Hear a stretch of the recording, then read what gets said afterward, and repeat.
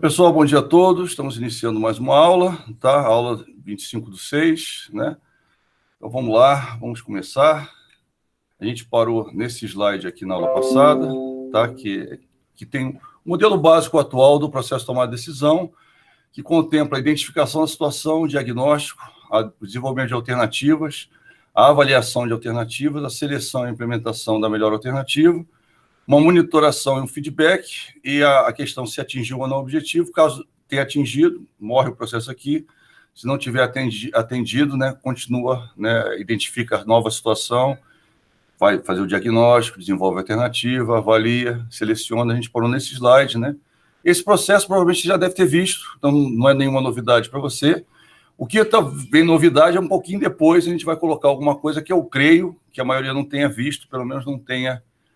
Eu sempre brinco que é como se fosse assim, a ideia é você pegar várias coisas que você aprendeu durante o teu curso, né, e encaixar de forma que você possa usar na tua vida, no teu trabalho, né? Amanhã, se você abrir uma empresa, com certeza, ou então se estiver num cargo de alta administração ou gerência média, com certeza isso vai ser útil para você.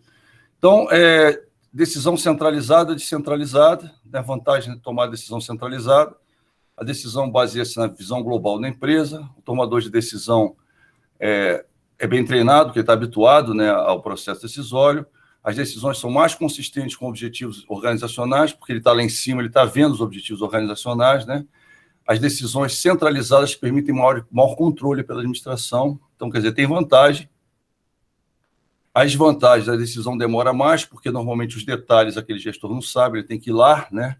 Às vezes no chão de fábrica, ou junto às áreas envolvidas para entender alguns detalhes antes de tomar a decisão, né? Os tomadores de decisão estão mais distantes da situação e das pessoas, então ele tem uma visão, como que eu posso dizer, mais genérica, né? Mais assim, como se fosse um avião mesmo. Estou olhando de cima, então não estou vendo detalhe. Estou vendo, que cidade maravilhosa, toda arrumadinha.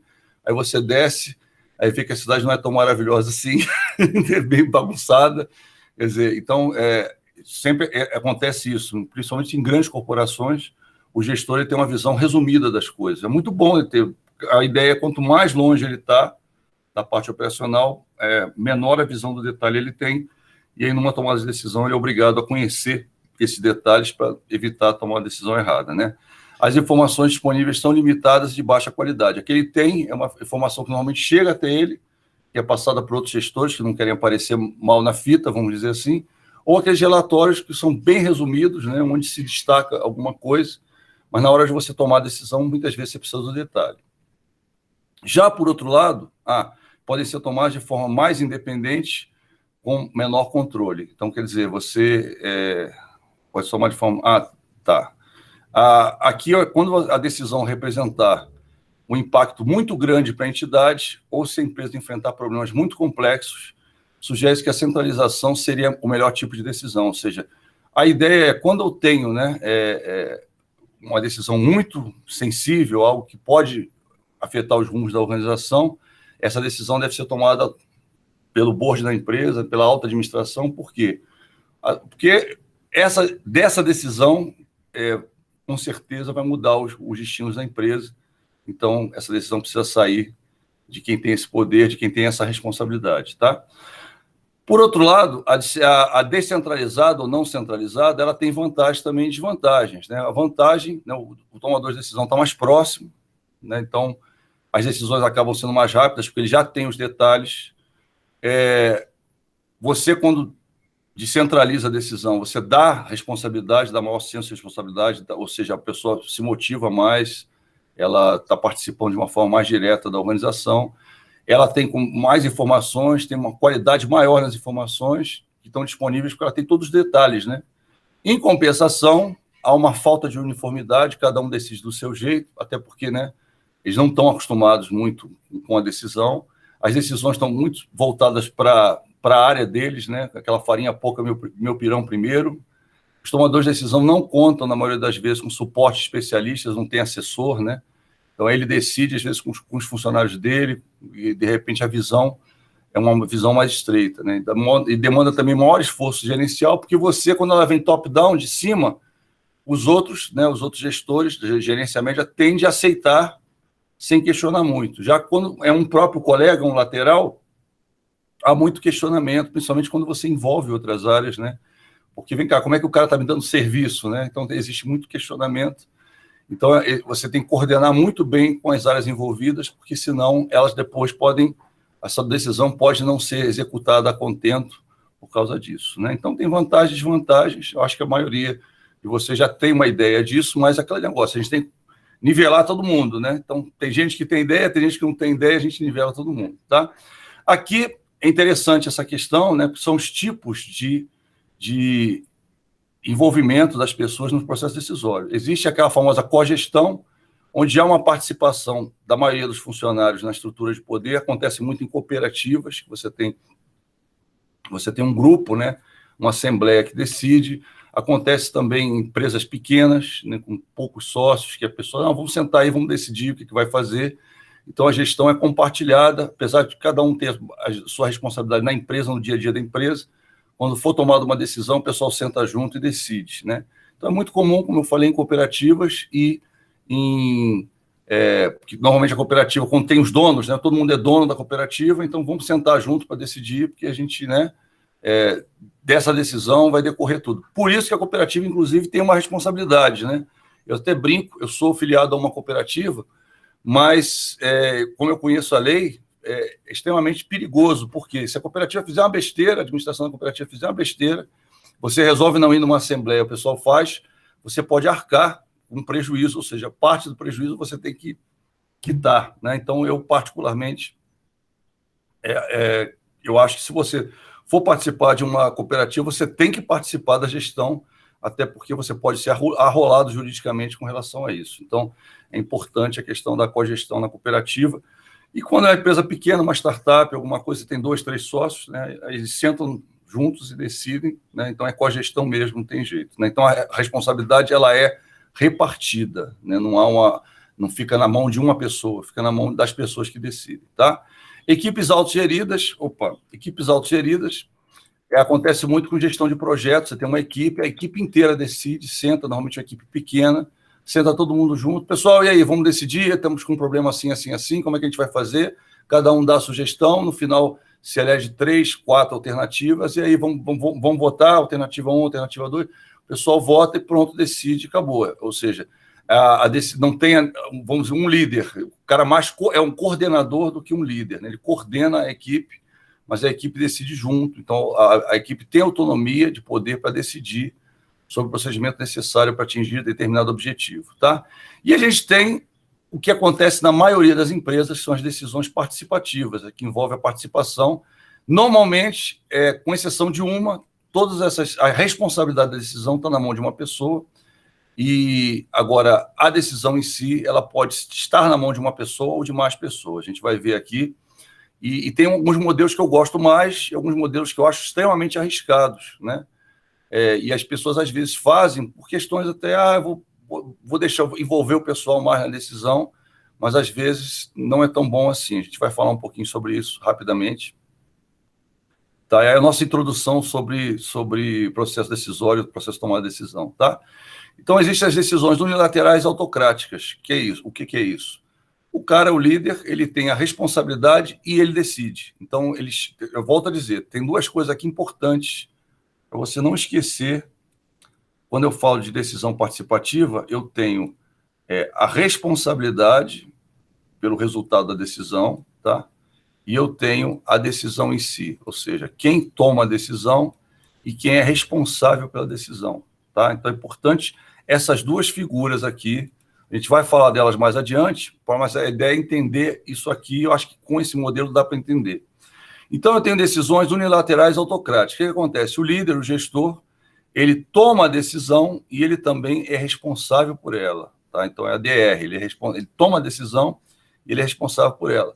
Onde acontece isso? Por exemplo, empresas, um call center. Um call center tem um líder, o call center toma a decisão e ele tem a responsabilidade sobre ela. Por que normalmente fica na mão de uma pessoa só, fica centralizado? Né? Porque são decisões que têm que ser tomadas muito rápido.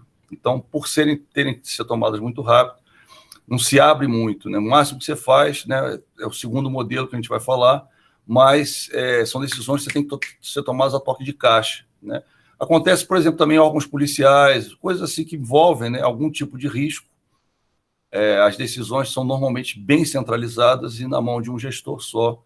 Então, ele tem que tomar a decisão rápido, então às vezes não tem nem tempo para ouvir, aparece o negócio na mesa dele, tem que tomar a decisão agora, não dá para ouvir ninguém, não dá para usar ferramenta, não dá para usar processo, às vezes até dá para usar algumas ferramentas, a gente vai ver mais adiante, mas a ideia está na mão dele a decisão, ele mesmo decide, ele não consulta ninguém e decide, pronto, tá?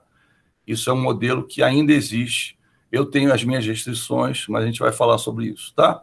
A decisão consultiva, que eu considero o melhor tipo de decisão, tá? Eu considero o melhor tipo de decisão. Nesse, o que acontece?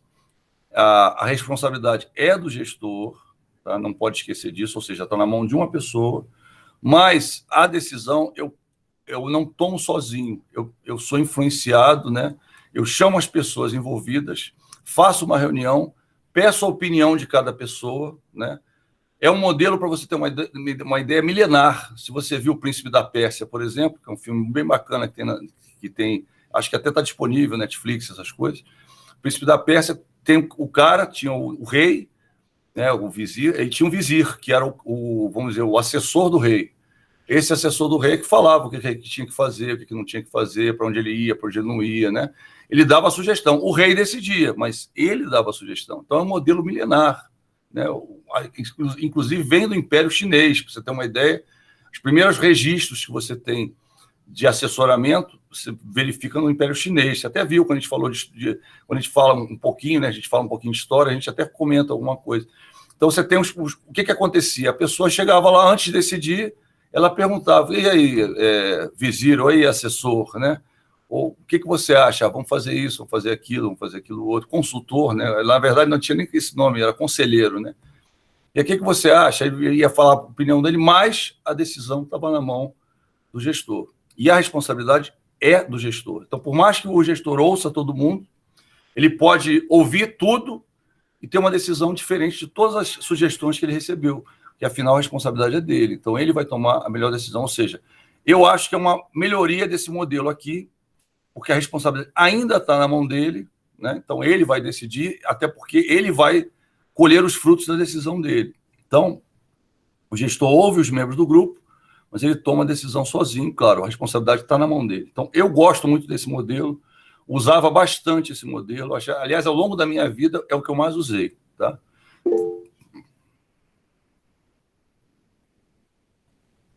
Não, é que eu vi isso pelo seguinte, tem matéria, tá? Já até disponibilizei a matéria toda para vocês, né?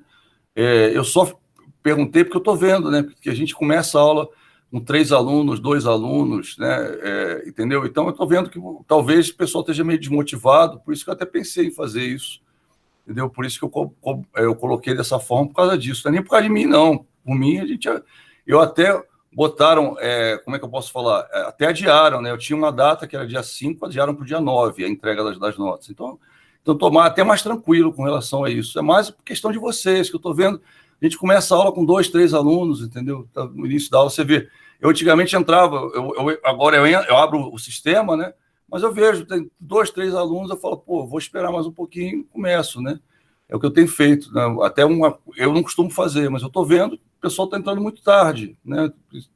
Isso me atrasa, né? Atrasa a matéria, atrasa uma série de coisas. Então, quer dizer, tem matéria até lá, né? Vocês devem ter visto que eu já disponibilizei para você já estudando, né? Para a prova, já disponibilizei tudo, já está tudo lá, só não tem a aula de hoje, né? Está tudo lá já, tá? Mas a questão que eu falo é por causa de vocês, eu volto a falar, eu adapto a aula para o aluno, né? Eu não adapto o aluno para a aula, né? Então, eu tenho, por exemplo, um ritmo com vocês, eu tenho outro ritmo à noite, né? O ritmo da noite está diferente do de vocês. Então, de noite, o pessoal marcou, olha, tal dia, pode ser tal dia? Eu falei, pode, porque eles tinham outra prova no dia, né? Aí vocês, eu desconfiei, até pela empolgação que eu tenho visto o pessoal, a gente tem aberto a aula aqui 9 horas da manhã, 9h40, né? Quer dizer, é uma aula mais tarde, quer dizer, não dá nem para o aluno falar, estava dormindo, não sei o quê, e abre aula com 1, 2 alunos, né? 3 alunos no máximo. Por isso que eu comentei, falei, poxa, né? O pessoal está querendo logo, né? É por isso que eu pensei em adiantar, tá? Por isso que eu comentei, só por causa desse detalhe. Mas aí, quando eu botei, falei, bom, tudo bem, né? Aliás, quando eu coloquei, não foi nem isso, foi sem querer. porque eu estava arrumando, né? Aí eu achei, né, eu pensei, eu falei assim, eu achei, como eu já tinha marcado a outra para o dia 1º, eu achei que a de vocês estava marcado para outro dia, né? Eu confundi na hora, porque, né, eu não sabia que estava para o mesmo dia as duas, né? Por exemplo, mesmo dia que eu falo, uma é quinta, né? De vocês é sexta. Eu pensei que estaria... aliás, a prova de vocês... Espera aí só um instantinho. Ela está marcada para sexta-feira, né? Sexta-feira, exatamente. Quer dizer, nesse tempozinho cedo, né? Aí, essa foi a ideia, viu? Por isso que eu tentei, vamos dizer assim, antecipar, né? Vamos dizer assim, para ver se... até porque eu estou vendo, né? Eu acho, quando a gente abre uma aula 9 e pouco e tem 2, 3 alunos, né? É porque o pessoal está meio desmotivado, está cansado, né? Isso é que eu penso, vamos dizer assim, mas beleza, não tem problema, comigo não tem problema, até porque, como eu falei, eu tenho tempo para entregar a prova, então, né? Eu estaria preocupado se tivesse muito em cima, tipo, tem que entregar segunda-feira, aí eu realmente estaria preocupado, se fosse porque a ideia inicial era entregar as notas até dia 5, aí realmente eu estaria preocupado, porque eu falei assim, poxa, vou ter que corrigir, né, um bolão de prova, né? O final de semana vai ser um final de semana feliz para mim. Se corrigir prova, lançar nota direto, né? Mas é aquela história. Adiaram para o dia 9, eu falei, então, tá tranquilo. Aí, quando você falou, eu falei, não, beleza. Então, né? Não era dia tal, eu falei, não, então tudo bem, eu postergo, não tem problema nenhum. Tá? Comigo não tem problema, né? A gente volta a falar. Essa é a vantagem de você. Opa, o que é isso? Ai, meu Deus.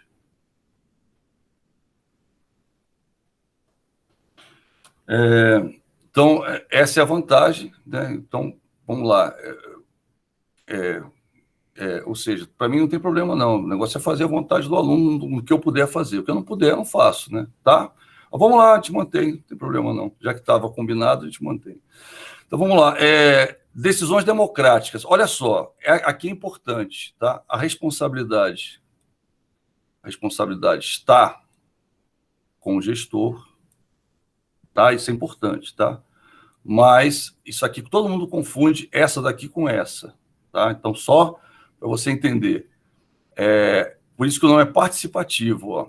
Quando é democrático, democrático é a maioria, tá? Não esquece isso. Toda vez que a gente fala em democracia, vamos dizer, o desejo, o poder da maioria, tá? Toda vez que a gente fala em democracia, é isso. Então, a decisão é realizada por todos, né? Gestor mais membros do grupo, tá? Então, só que a responsabilidade é do gestor, tá? Não pode esquecer, isso já caiu em prova, todo mundo erra, ele confunde a consensual. O que acontece? Eu chamo todo mundo num grupo, aí pergunto, consigo elencar 2, 3 alternativas, tá? E aí eu peço ao pessoal, vota aí na alternativa que vocês acham melhor. Por exemplo, até o negócio da prova, vamos lá. Então, a prova dia 1º, pessoal, ou então dia 1º ou dia 28, né? Acho que era isso, deixa eu ver aqui, como é que ficou? 2 ou dia 28? Dia 2, dia 28 ou dia 2, tá? Aí o que aconteceu? Dia 2 ou dia 28? Eu abri, aí o pessoal votou. Pum, pum. Aí o que aconteceu? A maioria decidiu dia 2, por exemplo. Aí eu coloco lá, dia 2, cadastro lá, dia 2, entendeu? Porque a maioria votou, né? Mas a responsabilidade continua sendo minha, entendeu como é que é? É mais ou menos isso. A decisão, a maioria vota, eu escolho pela maioria. Olha só, olha a diferença, hein? Não pode esquecer, porque a responsabilidade continua comigo. A responsabilidade é minha. Eu é que assumo o risco de ter colocado assim, tá? Isso é importante frisar. Deixa eu só ver uma coisa aqui. Tá, ok. Então, só para você entender, isso é uma decisão democrática. A responsabilidade continua, ou seja, apesar do grupo ter tomado a decisão, a maioria do grupo ter tomado a decisão, a maioria decidiu isso. A responsabilidade da decisão é minha. Então, eu deleguei porque eu quis. Importante dizer isso, tá? Para quê? Para aumentar a representatividade do grupo, para o pessoal se sentir participante, né? Então, eu resolvi fazer assim. Mas, se der um problema, eu que vou responder. Entendeu? Isso que eu quero que você entenda. O gestor dificilmente eu usava a decisão democrática no meu trabalho, porque eu era responsável, eu usava a consultiva. O que significa isso? Hoje em dia, vamos dizer assim, eu uso a unilateral ou a consultiva, mas quando eu estava trabalhando no banco, né, que eu cheguei a ter 29 pessoas na minha equipe, na minha divisão, o que eu fazia? dificilmente eu tomava uma decisão democrática. Eu acho que eu nunca tomei. O tempo todo que eu fiquei como gestor, eu nunca tomei. Por quê? Porque na hora, vários interesses estão envolvidos na hora que você vai tomar a decisão. Às vezes, interesses políticos. Às vezes, outros, por exemplo, a pessoa vai... o cara não gosta de fulano, aquela medida vai beneficiar fulano. Ele faz um lobby, né, conversa com as pessoas, pô, fulano, vota em tal lugar. E aí, na hora da votação, vota para uma alternativa que vai dar problema. Então, o que eu fazia? Eu ouvia todo mundo, mas tomava a minha decisão. Eu não abria, né, para o grupo tomar a decisão, porque quem respondia para a decisão era eu.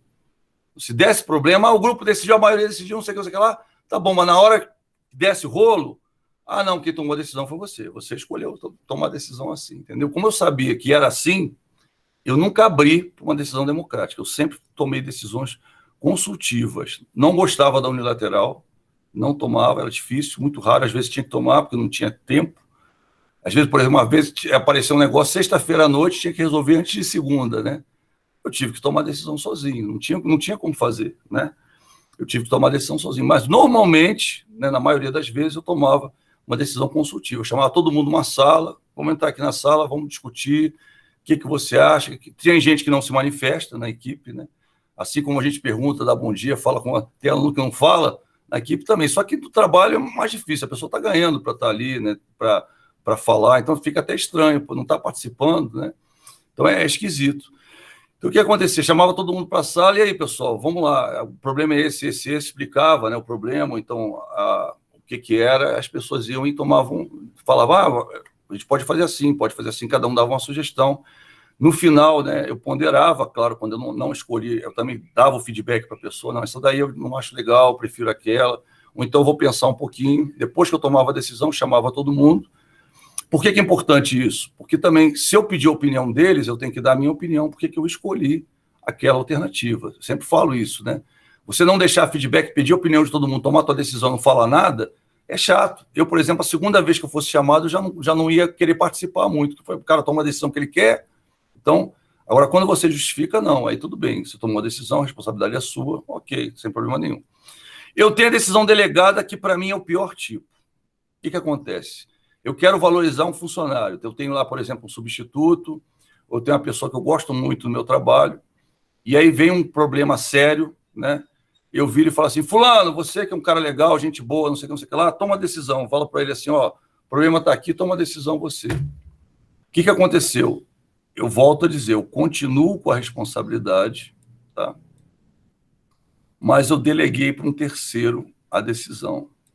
Para mim, tanto essa quanto essa aqui não é melhor, porque você tem a opinião de várias pessoas. Mas essa aqui é a opinião de uma pessoa, e às vezes a pessoa não tem experiência de tomar decisão.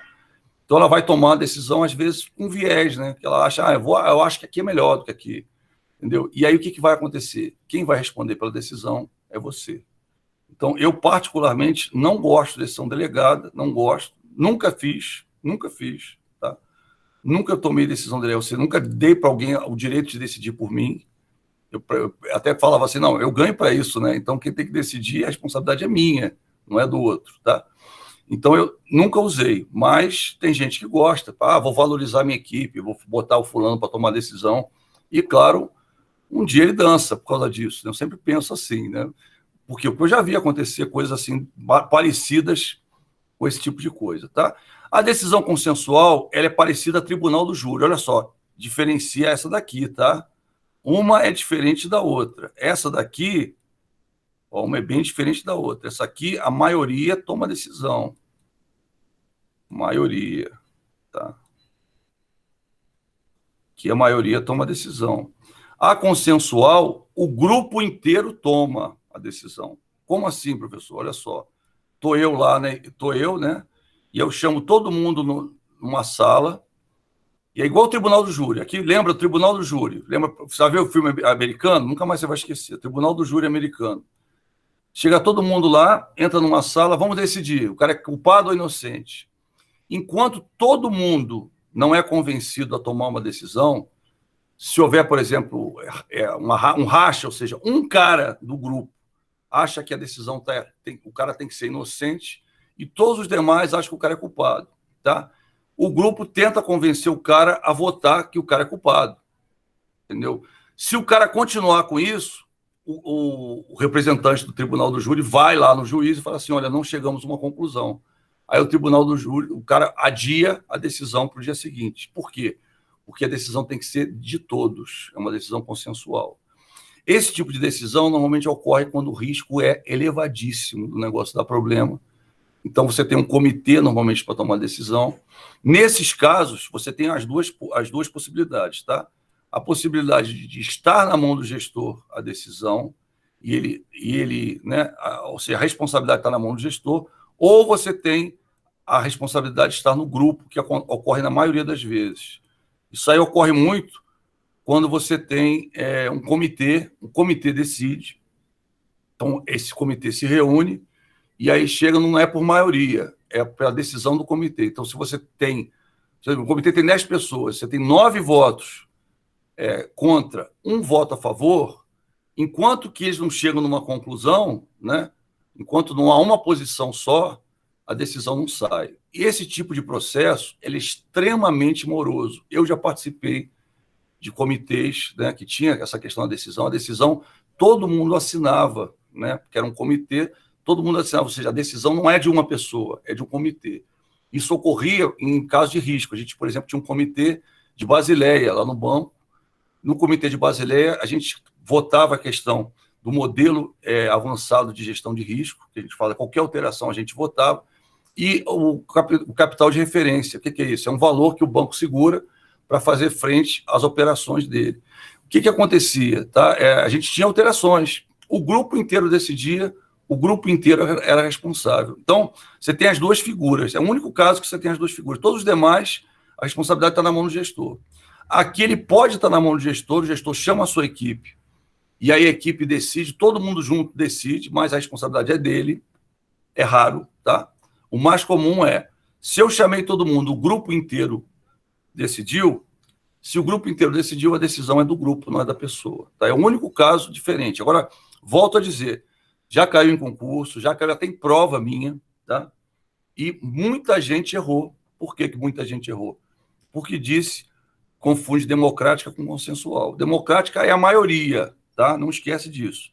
Consensual é quando todo mundo do grupo decide isso. Todo mundo, ou seja, mas não tem opinião divergente? Tem.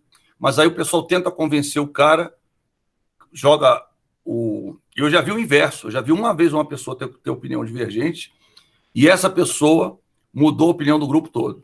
Entendeu? Pô, que carisma, né? Que habilidade que a pessoa tinha. Uma pessoa tinha opinião divergente, ela mudou a opinião do grupo todo. Tá? E acontece o inverso, que é normalmente o grupo muda a opinião da pessoa e às vezes parte mesmo. Grupo de 10 pessoas, 5 estão pensando uma coisa, 5 estão pensando outra. E aí, por isso que esse tipo de decisão é a decisão mais demorada que existe. É muito demorada. Então, só para você não esquecer, tá? No caso das decisões participativas, ó, já está toda vez... não sei o que está acontecendo, eu vou no monitor, está ok, eu vou para o outro, ele faz ele modifica, pronto, vou botar aqui a parte de... Não sei o que acontece, que está agora sim. Então, eu tenho, pessoal, responsabilidade unitária do gestor, decisão unilateral, autocrática, decisão consultiva, decisão democrática, decisão delegada, ou seja, o gestor decide, ele é responsável.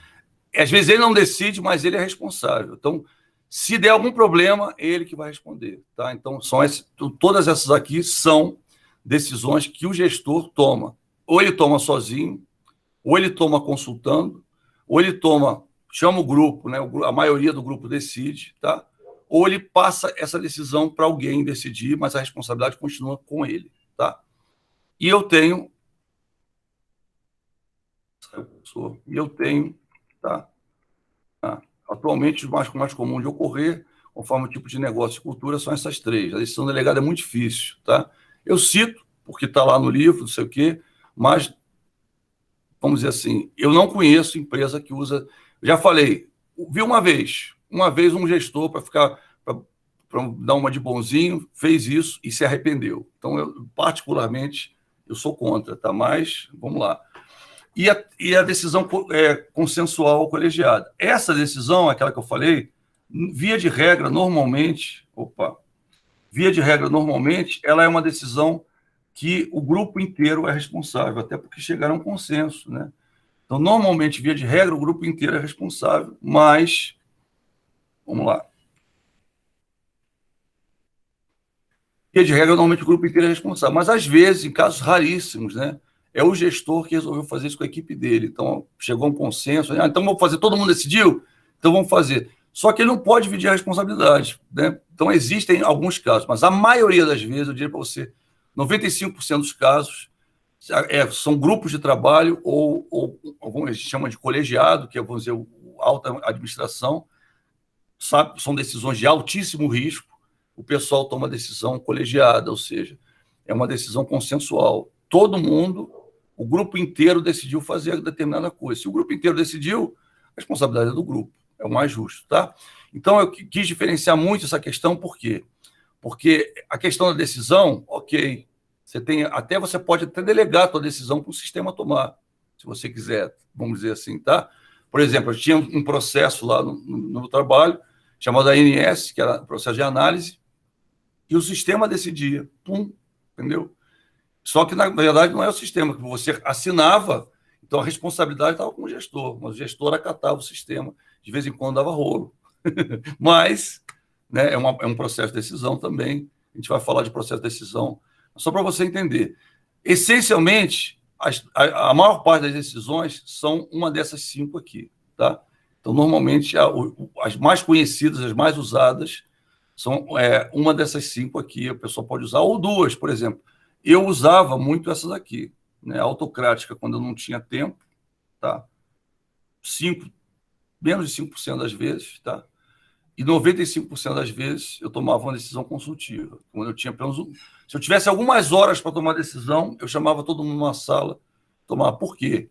Até para você validar a tua equipe, ou seja, você crê, né, na responsabilidade de cada um, crê no conhecimento de cada um e, né, claro, a aplicação desse conhecimento. Então, porque a pior coisa é o gestor tomar uma decisão, depois o pessoal fica, mas por que você tomou essa decisão? Fica te criticando, né? Então, para evitar isso, para todo mundo comprar a ideia, eu tomava muito decisões consultivas, bastante. E, claro, tinha um trabalho. Depois que eu decidi e tomava a decisão, como é que eu fazia? Eu fazia essa reunião, o pessoal falava, pessoal, então vamos pensar, depois eu chego à conclusão. E aí, depois que eu tomava a decisão, antes de divulgar a decisão, eu chamava todo mundo numa sala, falava, pois é, eu pensei, vocês falaram isso, não sei o quê, mas olha, eu pensei, achei melhor tomar a decisão assim. Tudo bem? O que vocês acham? Sempre deixava alguém se manifestar, né, vamos dizer assim, até para... Tipo assim, dificilmente eu mudava de ideia, depois que eu já tinha decidido, mas a ideia era o quê? Eu conversava com o pessoal, falava assim, olha, dado tudo que foi falado, etc., eu preferia agir dessa forma. Tudo bem? Aí eu deixava, abria para a pessoa se sente valorizada, né? E com isso ela fala, beleza, vamos comprar a tua ideia mesmo, e vai. Então, eu tinha uma boa receptividade na equipe por conta disso. A equipe estava sempre do meu lado por conta dessa questão, porque eu chamava eles, né? Até eu conhecia outros gestores que chamavam eles para ajudar na decisão, mas não chamava eles para dar feedback. Ou seja, escolhi a decisão e estou nem aí para você, né? Eu sempre chamei depois para dar esse feedback, até para mostrar para eles por que eu decidi assim. Não precisava fazer isso, né? A gente sabe que não precisa, o gestor tem poder para isso. Mas a ideia eu fazia para quê? Até para eles, né, me validarem como gestores. Falar assim, pô, o cara está me respeitando, eu tenho que respeitar esse cara também, né? Então é bacana isso. Até fica a dica, né? Eu gosto de falar sempre além do livro, né?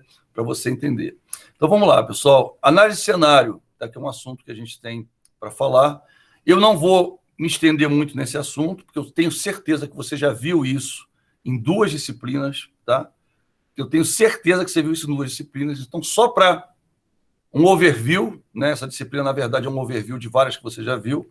Então, você tem 3 tipos de análise do ambiente externo, né? A análise do ambiente geral, que envolvem essas variáveis, né? Variáveis econômicas, que são dólar, né? Os índices da FGV, os índices de outros institutos, tá? Então, é a análise econômica, que envolve índices econômicos, valores econômicos. Então, ela está muito focada em variáveis, né? Envolve variáveis, do ambiente que influenciam todas as organizações. A questão sociocultural, né, que seria a cultura, aí uma variável qualitativa, vamos dizer assim. A questão global, que são os eventos que podem ocorrer, né?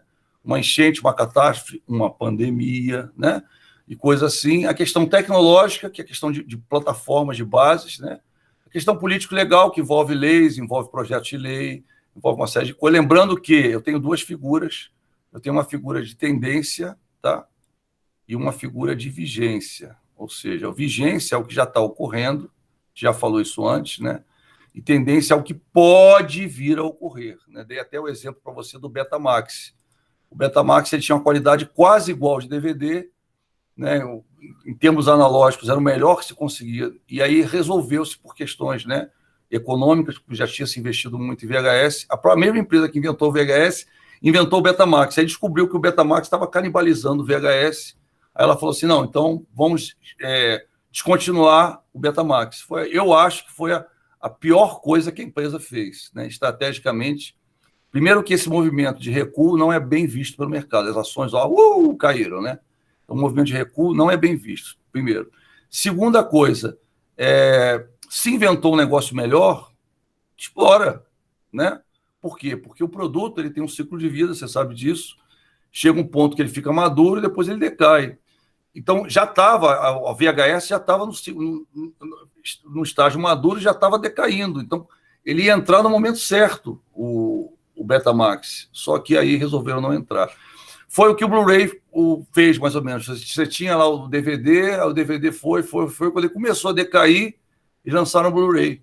O Blu-ray foi lançado, aí veio o Netflix, né? Depois, vamos dizer assim, mas teve um ciclo, né? Quando eles não deixaram, eles interromperam o ciclo do Betamax. Então, por razões, vamos dizer, outras, né? Razões políticas, outras razões aí, questões econômicas do dinheiro que eles tinham investido. Na verdade, eram dois setores da empresa lá que inventou, e um brigou com o outro e acabou, até por conta da arrecadação, se dando mais luz e ouvidos ao setor que estava ganhando, tá? Mas isso é uma outra história, deixa para uma outra disciplina, um outro curso. Depende quando se você for fazer pós-graduação, essa história eu conto na pós-graduação. Então, vamos lá. A questão demográfica, né, que, claro, pessoal, que dependendo do negócio, a quantidade de pessoas, renda das pessoas naquele lugar, né, renda per capita, uma série de dados demográficos, né, nascimentos, né, mortes, isso tudo é considerado. Pessoal, olha só, isso tudo aqui, né, a ideia é, a partir dessas informações, eu ter direcionamentos para aquele setor, para aquela área, né, ou seja, para todas as empresas. Isso vai influenciar todas as empresas, sendo que algumas variáveis, 3, 4, influenciam mais o tipo de empresa A do que o tipo B. Um bom exemplo, tá? Então, eu tenho as variáveis do macroambiente, você já viu, só estou dando um overview para você lembrar, né? Eu tenho as variáveis do ambiente industrial, que é do setor e da área da empresa, né? Que são verificados aspectos que influenciam, né? Que são inerentes a todas ou a maioria das empresas que competem naquele setor. Aqui eu tenho, por exemplo, o caso das 5 forças de Porter, né? Ameaça de novos entrantes, poder de fornecedores, poder dos compradores, poder dos produtos substitutos e validade interna, que eu tenho certeza que você já viu em 2 disciplinas, tenho certeza, tá? Então, isso aqui, né, é a análise de todas as empresas daquele mercado, inclusive produtos substitutos, né? Tudo que influencia aquele setor, aquela área, aquele mercado, tá? Por exemplo, padarias, né? Açougues, né? Refrigerantes, né? Tudo que influencia, inclusive, os produtos substitutos. E, finalmente, eu tenho a análise dos concorrentes do ambiente competitivo, são os concorrentes mais próximos, né? Que são, por exemplo, os 10 maiores concorrentes daquela empresa, os 5 maiores, os 100 maiores, dependendo do tipo de negócio. Isso aí tudo não é novidade, né? Todo mundo já viu. Se alguém tiver uma dúvida, professor, não entendo isso, pode colocar aqui que a gente explica, mas eu acho que você já viu, pelo menos em 2 disciplinas você já deve ter visto isso, tá? Uma vez feita essa análise, só para você entender o que a gente faz, né? Fez as 3 análises, né? Para que eu faço as 3 análises? Para conseguir chegar a oportunidades e ameaças, tá? Então, oportunidades e ameaças é o objetivo para eu chegar, as oportunidades, para chegar, né, fazer essas análises, conseguir achar oportunidades do ambiente externo da empresa e ameaças do ambiente externo da empresa. O que eu faço? Eu analiso agora o ambiente interno e eu comparo oportunidade com força, oportunidade com fraqueza, ameaça com força, ameaça com fraqueza, e eu tenho direcionamentos que eu tenho que fazer na minha empresa, mas eu tenho uma terceira figura que talvez você não tenha visto, que são os problemas da empresa, ou seja, surgem problemas da empresa, problemas internos, outras coisas mais que eu tenho que resolver também, estão restritos ao ambiente interno, e daí isso aí vai incentivar o quê? Incentivar que eu tome uma decisão por parte da organização, vai ter que tomar uma decisão com base nesse estudo. Então, quando a gente fala de cenário, de uma forma super resumida, aproveitando que você já viu até aqui, essa é a questão, ou seja, o cenário leva a empresa a tomar uma decisão também, né? Além do cenário, você tem os problemas internos que ela tem. Então, o que leva uma empresa a tomar decisão? As oportunidades, as ameaças do ambiente externo ou os problemas que ela tem internamente, tá? Isso é que leva ao início do processo de decisão, certo? Então, falando um pouquinho do processo decisório, lembra aquela coisa que você viu aqui, ó? Você parar para pensar, eu peguei a mesma que você... Opa, aqui não, calma. A mesma que você viu aqui, só para... Tá vendo esse processo aqui? Esse mesmo modelo, eu peguei isso aqui que está deitado e fiz assim. Deixei em pé, ó. Vai ver que está exatamente igual a esse modelinho aí, tá? Calma, que vai chegar lá. Então, tá vendo? Peguei aquilo ali que estava deitado e botei em pé. Então, a primeira coisa que eu preciso fazer é identificar a situação, problema, oportunidade. Surge lá na minha mesa, né? Falei para você, o diretor me chamava na sala dele e falava assim: olha, recebi isso aqui, toma para você, resolve. Ou então me mandava um e-mail, ligava para mim e falava assim: olha, te mandei um e-mail aí, um problema sério, resolve aí. Eu perguntava para ele: é inédito o problema? Ele ria, falava assim: essa aí é novidade. Falava assim. Eu falei: beleza. Aí eu começava o meu processo. Então, a primeira coisa, identificava a situação problema, que é isso, né? A segunda coisa é obter informação da situação diagnóstica. Para isso, o que eu fazia? Eu usava algumas ferramentas, né? Diagrama de Pareto, matriz Guth, diagrama de Ishikawa, campo de força. Eu acho que o diagrama de Pareto você já deve ter visto em 2 disciplinas. Matriz Guth, vocês já viram? Nem sempre a gente vê. Vocês já viram matriz Guth? Já não. Sim, Já, né? matriz Guth também. Então tá. Diagrama de Ishikawa, tenho certeza que você viu também em processo. Campo de força, já viram? Campo de força? Campo de força é bem Qual que é fácil. o de forças? É campo de força. É bem fácil, tá? É bem fácil. Lembra, o objetivo é o diagnóstico. É como se fosse não é bem um brainstorm, mas é quase. Tá? A gente vai falar disso. Algumas ferramentas eu vou passar assim rapidinho, que vocês já tinham visto, e o que você não viu, a gente explica. É claro que se a gente falar de uma que eu acho que vocês viram e não viram, eu tenho os slides, estão ocultos, né? Eu clico lá, a gente abre e eu explico a ferramenta, tá? Então tá bem ali. A ideia é nivelar todo mundo para você usar isso na tua vida, né? Eu sempre falei, o objetivo dessa disciplina, ela é quase como uma disciplina de pós-graduação, porque ela está te preparando para a vida, está te preparando para o teu trabalho, está te preparando para o teu negócio que você vai abrir. Então, a ideia é ser o mais prático possível, claro que considerando a teoria, né? Não posso fugir da teoria porque é uma disciplina de graduação. Eu dou essa disciplina, uma disciplina bem parecida com essa, mas o que eu faço? Eu dou a teoria de uma forma super branda na pós-graduação e dou bastante prática, né? Aqui eu tenho que dosar. Como é graduação, eu tenho que dar a parte teórica, né? E tenho que dar a parte prática para você também, né? Eu, vamos dizer assim, me forço a dar essa parte prática, por quê? Porque eu acho que dar só a teoria sem aplicação é inócuo. Eu acho que eu tenho que dar aplicação para você aprender a usar. E para mim é fundamental isso, né? É meu estilo, vamos dizer assim. Não é só dar a teoria, mas dar um exercício, dar alguma coisa que possa englobar. No nosso caso, isso vai ser cobrado na prova, né? Então, você vai ter um exercício, só que o exercício é na prova, tá?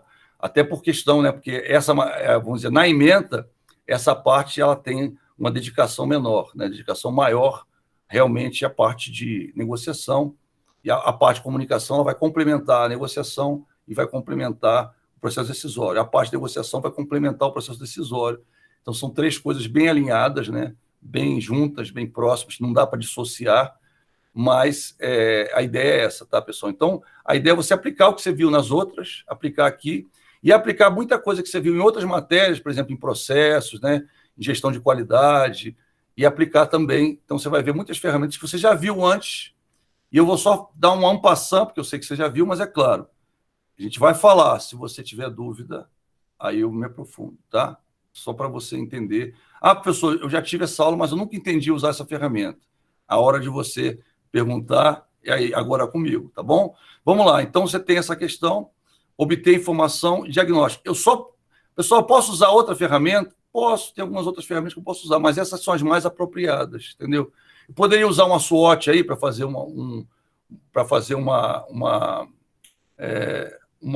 obter informação da situação? Poderia, mas não é tão efetiva quanto o uso dessas quatro, entendeu? Então, por isso que a indicação das quatro já é proposital para ajudar você na tua vida, na tua carreira. Então, se eu tiver uma situação que eu preciso obter informação da situação, eu preciso saber das causas, eu preciso saber das consequências, eu preciso saber quais os principais, né, o que eu resolvendo resolve 80% do meu problema, né? Então, quer dizer, eu preciso ter isso em mente, por isso que eu uso essas ferramentas. Você vai perguntar, professor, preciso usar as quatro? Não, não preciso usar as quatro. Então, como é que eu fazia? Eu usava duas. Eu acho para você, nunca deve se usar uma. Por quê? Porque uma só você fica com um viés. Ou seja, toda ferramenta ela tem um foco, né? Então, por exemplo, o diagrama de Pareto, eu pego 20% das causas, né? Identifico que são responsáveis por 80% do problema, que vamos dizer assim, proporção de Pareto. Só que o que acontece? Eu preciso elencar todas as causas. Como é que eu vou elencar todas as causas? Com Ishikawa. Então, o ideal, eu sempre gostava de usar essas duas. Acho que eu mais usava é o diagrama, primeiro o Ishikawa, né, porque ele elenca todas as possíveis causas, tá? E depois o que eu fazia? Eu usava Pareto para identificar a participação de cada causa e fazia um gráfico. E aí, claro, escolhia, né, as alternativas, vamos dizer, escolhia os problemas, né, as causas que eram responsáveis por 80% do problema, ou, vamos dizer, se fosse para aproveitar uma ameaça, né, que tipo de coisas eu precisaria fazer para aproveitar 80%, para me proteger 80% daquela ameaça, e se fosse uma oportunidade, o que eu preciso, o que seria melhor eu me focar naquela oportunidade para eu conseguir obter 80% do que ela pode me gerar. Tá? Então, sempre eu costumava usar essas duas ferramentas. E a outra, se eu estivesse sozinho, não tivesse como buscar o grupo, eu usava a matriz Guth, tá? E o campo de força, quando eu tinha um grupo muito grande, normalmente de gestores, tá? Era uma decisão super, como é que eu falo, sensível, eu usava o campo de força. Porque o campo de força você elenca, né, o que faz aquela situação, o status quo daquilo ficar, a gente vai falar sobre isso. E aí você elenca as forças que ajudam aquilo a ser mantido o status quo e aquelas forças que agem contra o status quo. Então a gente vai falar um pouquinho sobre isso, mas o principal, viu, pessoal, essas duas ferramentas você com certeza já conhece. Então eu gostava de usar, por quê? Porque eu tinha familiaridade com elas, né? E eu acabava usando de uma forma mais fácil. Normalmente, eu diria para você, são duas ferramentas que você precisa usar em grupo, não dá para você usar sozinho. Ele pega muito viés, ou seja, eu preciso pegar para não prevalecer a minha opinião. A ideia é que prevaleça a opinião do grupo com visões diferentes, tá? Então, por exemplo, quando eu trabalhava só com a minha equipe para decidir, na minha divisão, funcionários da minha divisão, o que eu fazia? Os colaboradores da minha divisão, porque tinha até gente terceirizada também, às vezes ajudava o consultor. Então, só o que eu fazia? Eu era o último a me manifestar para não criar o viés. Eu deixava o pessoal falar. Aí, no final, eu falava, olha, na minha opinião é isso. Porque se eu falasse logo no início, muita gente que não tinha força para pensar, né? Vamos dizer, deixa rolar, no final ele decide mesmo o que ele quer, né? O que a pessoa ia fazer? Ela não ia falar nada, ia esperar eu decidir e ia decidir junto comigo, né? Ou seja, eu acho que o céu é roxo. Aí o cara, beleza, o céu é roxo, entendeu? Então, quer dizer, eu era o último a me manifestar, até para gerar, né? Gerar essa tranquilidade das pessoas de se manifestar, não ficar com medo, o cara achou isso, vou dizer que é outra coisa, não deixa eu falar. Aí no final eu falava. E quando eu estava num grupo, né, com gente mais graúda, né, vamos dizer assim, executivo, diretor, etc., eu também ficava mais na minha, né, mas de vez em quando eu era forçado a manifestar antes, né? E eu sempre comentava, quando o cargo mais alto da mesa, o ideal, eu sempre falava quando eu coordenava o processo, o cargo mais alto da mesa é o último a falar, porque ele cria um viés, ele leva as pessoas a falar o que ele quer, né? Então isso é muito importante. Nem que seja por medo ou porque não quer discutir, o cara não fala. Ele espera o cara falar, quando fala, não, boa ideia, eu acho que a gente tem que seguir isso mesmo. E muitas vezes não é nem a opinião dele isso. Se ele se manifestasse antes, ele colocaria a opinião dele, e às vezes é muito importante ouvir essa opinião. Tudo bem, consegui descrever a situação muito bem descrita. O que eu vou fazer agora? Gerar alternativa. Como é que eu gero alternativa? Né? Por 3 ferramentas principais, na verdade 4. Tá? O brainstorming ou o brainwriting, tá? O paradigma de Rubinstein, que eu acho que essa daí vocês não conhecem, o paradigma de Rubinstein, e a árvore de decisão, que eu tenho certeza que você já viu em 2 disciplinas. Né? Alguém conhece o paradigma de Rubinstein? Conhece? Ou MPNO? Alguém conhece? Não. Paradigma de Rubinstein. Não conheço. Não. Acho que essa daqui é nova para vocês. Então, a gente vai falar sobre ela, né? Ou hoje ou na próxima aula, já que a gente tem mais tempo, né? A gente fala hoje, mas já está disponível para você, se quiser ler, já estão os slides lá para você ler, tá?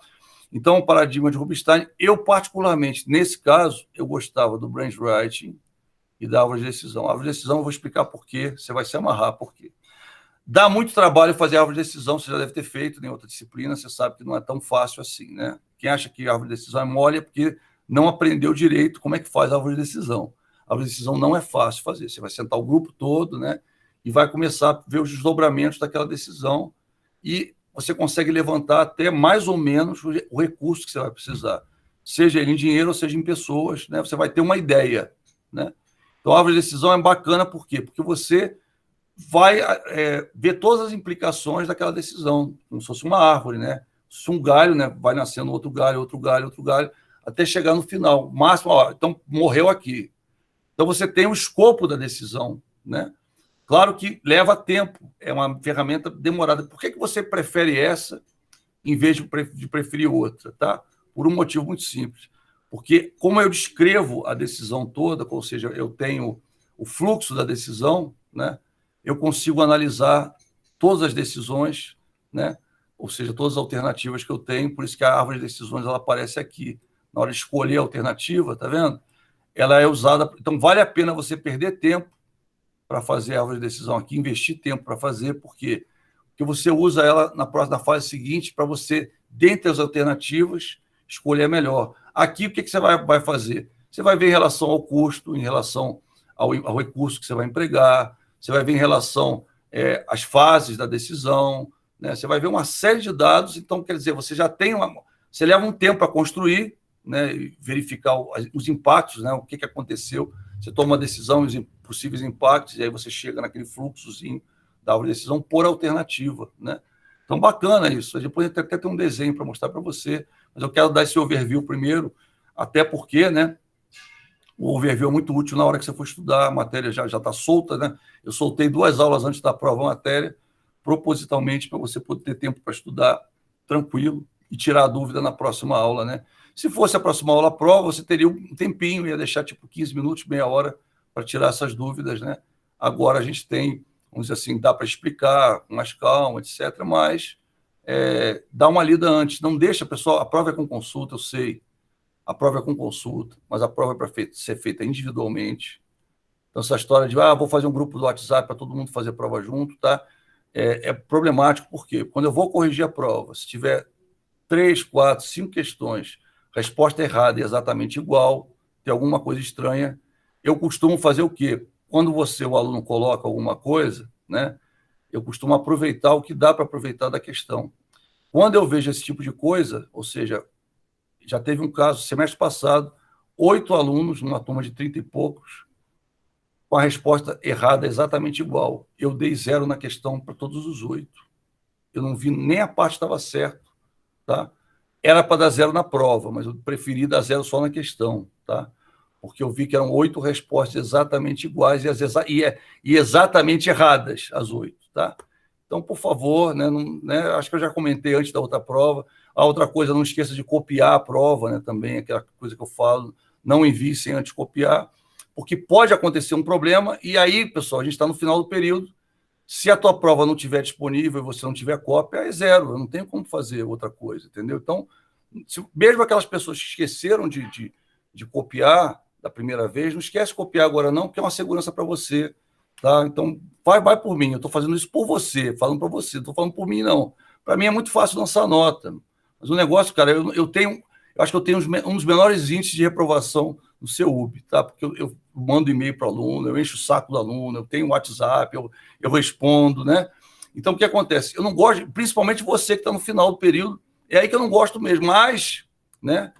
Se o aluno não fizer, não faz exercício, não faz isso, faz aquilo outro, é bem provável que aconteça de ficar, né? Bem provável que aconteça, porque o exercício vale nota, se você não faz exercício, você vai tirar 0, né? E aí o que vai acontecer? Se você não tirar uma nota super excelente nas 2 provas, você vai ficar, né? Então, por exemplo, tem um aluno aqui dessa sala que o aluno conseguiu não fazer nenhum exercício, está tudo zerado, né? Na minha opinião, ele está reprovado já. Um aluno dessa sala, na minha opinião, já está reprovado. Mas eu não posso dizer ainda porque não fez a prova. Mas, né, digamos para você que existe um risco, vamos dizer assim, 95% de chance dele não conseguir completar o curso, tá? Então, pessoal, você que está atrasado, não entregou, dá uma olhada, entrega o exercício, né, porque é muito chato. Você até às vezes já entregou o TCC, é muito chato você ficar, né? Quer dizer, está pronto para passar e ficar pendurado numa disciplina, né? E eu, cara, sinceramente, eu não quero ter eu não quero ser o carrasco, né, que vai te dar essa notícia. Então, mas não bobeia, tá? Faz o exercício, não deixe de fazer não, tenta fazer certo também, não faz de qualquer maneira, né? Só para cumprir tabela, né? Por quê? Porque aí, cara, não tem jeito, né? Não dá para dar uma nota boa e aí, né? Com certeza, tá? Então, legal, tá, pessoal? Eu volto a dizer, eu falo, não porque eu não quero ver o seu mal, muito pelo contrário, né? Se eu quisesse, eu não mandava e-mail, não, né, não falava na sala, não fazia esses intervalos na sala para falar, né? O meu objetivo justamente é que você passe, né? Agora, eu não posso, professor, não fiz trabalho nenhum, você vai me reprovar? Provável, bem provável, entendeu? Por quê? Porque a tua nota não vai bater e eu não vou jogar a nota do bolso para você passar, entendeu? Então, se você não tem nem trabalho lá para eu dar nota, não tem como, né? Não tem como te dar uma nota boa, né? Então, volto a dizer, a gente tem um caso assim, não sei se o cara desistiu, pode ter sido isso também, né? Eu achei que não desistiu, por quê? Porque ele fez a prova. Então, ele não fez trabalho nenhum, mas fez a prova. Aí, depois, também não fez trabalho nenhum, não sei se ele vai fazer a prova. Mas, né, um aluno está nessa situação, tem outros que não fizeram alguns trabalhos, etc., né? Tem essa questão, uns não fizeram alguns trabalhos, né? Risco, existe o risco, claro, principalmente trabalho que tem peso 2, mas, né, pessoal, aquela história. Não deixa de fazer, eu estou falando por causa disso, entendeu? Pessoal, está atrasado, vou receber uma nota bem baixinha, é melhor receber a nota baixinha do que receber 0, entendeu? Então, claro, do primeiro bimestre já era, eu lancei a nota, não tem como mexer. Mas do segundo bimestre, da primeira prova para cá, ainda dá para você fazer alguma coisa.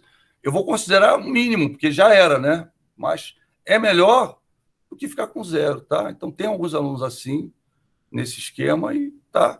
Então, volto a dizer, se você quiser, se for do teu interesse, né? Se não for, tudo bem, se quiser ficar 6 meses fazendo essa matéria de novo, né? É um direito que, professor, não aprendi direito, quero fazer de novo, tá? É um direito de cada um.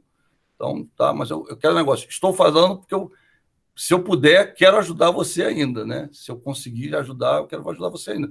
Agora, não me peça depois, professor, eu não consegui a nota aí, ó, vê aí, me dá uma notinha. Se você não tiver nada lá, eu não tenho como dar, entendeu? É que você entenda a minha situação. Eu entendo a sua. Você sabe que eu ajudo o aluno, né? Tinha um aluno aí que falou assim, professor, estou reprovado por falta, o que eu faço? Não sei o que lá. Né? O que eu pude fazer, eu ajudei, mas, volto a dizer, não dá, né? Não dá para ajudar muito, não. Então, eu posso ajudar dentro do possível, eu não posso ser injusto com os demais alunos, né? Então, volto a dizer, tá? Tem alguns alunos que estão assim, faz um trabalho, não faz o outro, né? Lembrando que tem trabalho que tem peso 2, trabalho que tem peso 1, né? Por exemplo, esse trabalho aí do resumo, tem vários alunos que não fizeram, né? Pessoal, 33% da nota a menos, tá? Sexta-feira agora, hoje, à noite eu fecho. Se você não fez, tá? Eu vou lançar a nota final de semana, tá? Então, se você não fez o trabalho, você vai levar 0. Professor, entreguei o trabalho na terça-feira. Pois é, agora não adianta entregar mais, o prazo estourou, tá? Então, numa boa, se você está assim, esse trabalhinho que era um resumo, cara, era um resumo facinho para você fazer, podia ser do seu TCC, podia ser de um colega, né? Um resumo pequenininho, e tem gente que não entregou. Tudo bem, eu vou fechar. Depois que eu fechar, o aluno não vai conseguir postar mais. porque vai postar e eu não vou corrigir. E vou devolver o trabalho, tá? Então, numa boa, tá, pessoal? Se você não quiser menos 33% da sua nota, poste. O outro trabalho tem peso 2, 66% da nota. Se você não postar, né? Postou errado, postou qualquer coisa, né? Também, claro, a nota, né? Se postou totalmente errado, não fez nada, copiou o enunciado só de uma forma diferente, aí eu não posso, é zero, né? Não tem como fazer nada, tá? Não dá nem para considerar alguma coisa, tá? Então, quero deixar claro isso para vocês. Meus critérios são bem claros, jogo bem transparente, tento ajudar o aluno ao máximo, mas, claro, eu não vou... uma pessoa que não fez nada, eu não tenho como passar. Ou uma pessoa que fez tudo errado, eu não tenho como passar, tá? Então, numa boa, pessoal, tenta fazer, tá? Não deixe de fazer, porque, claro, eu tenho certeza que qualquer um, se eu perguntar, o cara não quer fazer de novo nenhuma disciplina, ficar mais 6 meses na faculdade, eu tenho certeza que não é o seu caso. Então, por favor, me ajude a te ajudar, tá? Fica a dica. Hashtag fica a dica. Então, vamos lá. Avaliar, escolher uma alternativa, né? Árvore de decisões, análise de vantagem e desvantagem. Essa aqui é bem boba, né? Mas só tem validade se você fizer em grupo, tá? Sozinho você vai fazer, mas aí tem um viés. Então, só funciona se fizer em grupo, tá? A técnica Delphi, que é a que eu gosto mais, porque eu usava isso em risco, né? Então, para você ter uma ideia, a técnica Delphi é fantástica. Eu costumo usar essas duas, a árvore de decisão e a técnica Delphi, são as preferidas minhas. Mas nem sempre eu tenho tempo para a técnica Delphi. A técnica Delphi ela requer muito tempo. Quando eu tenho pouco tempo, eu chamo um grupo, chamo um grupo, para decidir pela análise de vantagem e desvantagem da decisão, tá? Para a escolha da alternativa. Sempre a árvore de decisão, porque eu já uso para cá, então para mim é tranquilo, eu não levo muito tempo para fazer, tá? Então a árvore de decisão é tranquila. E aí, o que eu fazia? Se eu tiver mais tempo, eu uso a Delphi. Se eu não tiver análise de vantagem e desvantagem, que é bem fácil, tá? Ou então análise multicritério, eu usei umas 2 vezes. Não gostei porque demorou e eu achei que essa daqui é quase igual. Então, sabe, não... Mas isso é a minha opinião. Tem gente que se amarra na análise multicritério, não sei o que, eu só gosto dessa, né? Tem até um exemplozinho em português aí que a gente usa, tá? Mas até de um livro português que a gente usa. Agora, só um exemplozinho da análise multicritério. Ela não é muito usada no Brasil, porque, como eu falei, demora para você fazer e, às vezes, você não verifica alguma variável. Então, se você não fizer bem feito, é melhor nem fazer. Então, é melhor fazer análise de vantagem e desvantagem, com certeza, tá?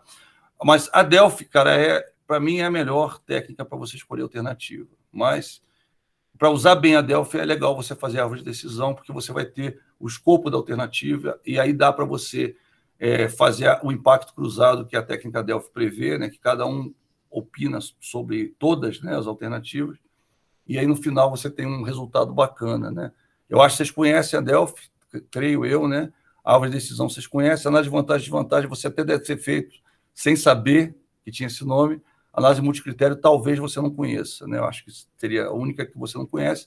Por fim, eu vou implantar a decisão escolhida e eu vou avaliar os resultados da decisão. Ou seja, né, é aquele frameworkzinho que estava assim, eu botei em pé. Só isso, tá? Então, isso aí é o resumo de tudo que você vai ver, o nosso mapa mental de tudo que você vai ver a partir de agora, aqui, né, nessa parte de tomar a decisão, tá? Então, o resumo que você vai ver a partir de agora, tá tudo aí, nosso mapinha mental explicado, né? Aqui são ferramentas, né? Aqui faz parte do processo, né? E aqui são ferramentas. Pessoal, não existe processo decisório que não cumpra todas as fases disso daqui. Ah, professor, eu tomei a decisão, chegou lá na minha mesa lá, eu tomei a decisão de qualquer maneira. Pois é, você não usou um processo decisório, entendeu? Você simplesmente decidiu por instinto, né, por chute. E, é claro, o problema, quando você decide assim, você não justifica uma decisão tomada errada. Então, por exemplo, falei para você, né? A decisão não deu o resultado que queria. O cara que está acima de você, que pediu a decisão, ou você, se estiver na tua empresa, o teu sócio vai te chamar e vai falar assim, pô, fulano, por que tu fez isso? Como é que tu fez um negócio desse? Que absurdo, não sei o que lá. Se você não tiver algo para justificar, vai ficar complicado. Eu já vi gente perdendo emprego, perdendo comissão, porque chegou na hora e não justificou. Falei para vocês que eu tive um gerente de divisão que teve uma ideia brilhante, a ideia dele não foi ruim, volto a dizer para você, uma ideia tecnicamente correta, só que ele não fez essa análise, ele tomou a decisão, vou fazer e pronto. Tá? O que aconteceu? Vou fazer e pronto, né? Ele tomou essa decisão, o diretor da outra área não gostou, falou com o diretor da área dele, que era, né, o meu diretor na época. O diretor chamou ele na sala, sabe? E aí o que aconteceu com ele? Ele perdeu a comissão, ele virou analista, ele era gerente de divisão, virou analista master, e o cara botou ele como analista master para ele ficar sem poder de decisão, né?